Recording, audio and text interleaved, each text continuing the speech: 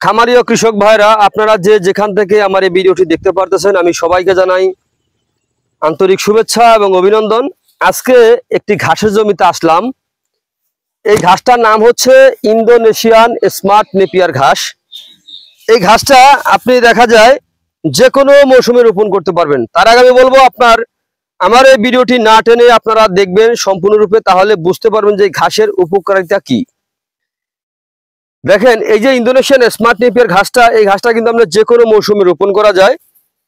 এই ঘাসে কিন্তু 22 থেকে 25% প্রোটিন রয়েছে। এই ঘাস খাওয়ালে দুগ্ধ জাতীয় গাভীর দুধ বৃদ্ধি হবে অথবা ষাঁড় গরুর মাংস বৃদ্ধি হয় এই ঘাস খাওয়ালে। দেখেন, ইন্দোনেশিয়ান স্মার্ট নেপিয়ার ঘাস খাওয়াতে কোনো মেশিনের প্রয়োজন হয় না। এই ঘাসটা নরম, এই ঘাসের কোনো বিচি হয় না, এই ঘাসের কাটিং হয়ে থাকে। আমি কাটিংটা আপনাদেরকে দেখাবো।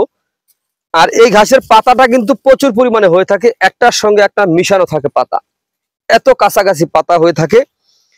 এই যে জমিটা দেখতে পাচ্ছেন, এই জমিটার আপনার ডান পাশেও ধানের জমিন, বাম পাশেও ধান অথবা পাটের জমি বর্তমানে আছে। হ্যাঁ, দেখেন দোনো পাশে কিন্তু আমরা ধান অথবা পাট রয়েছে। তো দেখেন, এই ফসলি জমিনের মাঝ বরাবর আমরা এই ঘাসটা রোপণ করেছি। এখানে দেখা যায় বৃষ্টির পানি অথবা জোয়ারের পানি হয় আবার আস্তে আস্তে চলে যায়, তারপরেও কিন্তু আমরা এখানে রোপণ করেছি। এই কারণে এই ঘাসটা কিন্তু জোয়ার ভাটার পানি পাইলে এই ঘাসটা নষ্ট হয় না, বরং আরো ভালো হয়। জোয়ারের পানির সঙ্গে একটি আপনার মাটির একটা স্বরের মতো আসে, ওটা কিন্তু অনেক শক্তি থাকে। এই কারণে আমরা বিলের মাঝ বরাবর জমিতেও কিন্তু এই ঘাসটা রোপণ করেছি। এই ঘাসটা কিন্তু অত্যন্ত একটি ভালো জাতের একটি ঘাস। এই ঘাসের এই দেখেন,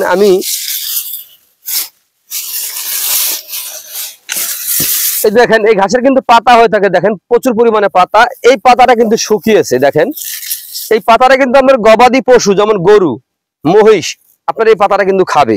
আর ছাগলের ক্ষেত্রে দেখা যায় দুই একটা জাতের ছাগল কিন্তু খায়, যেগুলো বড় জাতের ছাগল হয় ওই ছাগলে কিন্তু খায় এগুলা। তারপরে দেখেন এই কাঁচা পাতাটা দেখতে পাচ্ছেন, এই কাঁচা পাতাটা একটা পাতার সঙ্গে আরেকটা পাতা কিন্তু একেবারে কাছাকাছি মিশানো। এই পাতাগুলি আপনার সরালে আপনি এই ঘাসের কাটিং গুলো দেখতে পারবেন। এই দেখেন, কাটিং এর ভিতরে আপনার শিকড় চলে এসেছে। এই দেখেন, শিকড় অলরেডি চলে এসেছে। এটার প্রত্যেকটা গিটের থেকে আপনার অঙ্কুর গজাবে, প্রত্যেকটা গিট থেকে। দেখেন, প্রত্যেকটা গিট থেকে কিন্তু অঙ্কুর গজাবে, দেখতে পারতেছেন আপনি, প্রত্যেকটা গিট থেকে অঙ্কুর গজাবে। এই ঘাসটা কিন্তু আপনার গরু, ছাগল, ভেড়া, মহিষ সকল গবাদি পশু খেয়ে থাকে। এই ঘাসের পরিপক্ক কাটিং যদি আপনি রোপণ করেন, প্রথমে আপনার 2 থেকে 2.5 মাসের মধ্যে আপনি খাওয়াতে পারবেন।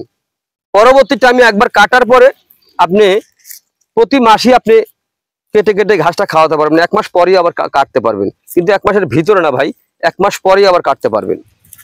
তো প্রিয় বন্ধুরা, আপনারা যদি এই ইন্দোনেশিয়ান স্মার্ট নেপিয়ার ঘাসের যদি পরিপক্ক কাটিং রোপণ করতে চান, আপনার গবাদি পশুকে আপনি এই ঘাস যদি খাওয়াতে চান, পাতাযুক্ত ঘাস, নরম রসালো স্বাদযুক্ত ঘাস খাওয়াতে চান, তাহলে আজই আমার স্ক্রিনে দেওয়া নাম্বারে যোগাযোগ করবেন। এই নাম্বারে ইমো আছে, হোয়াটসঅ্যাপ আছে, চাইলে সরাসরি যোগাযোগ করতে পারেন। তো সকলে ভালো থাকবেন, সুস্থ থাকবেন। আল্লাহ হাফেজ।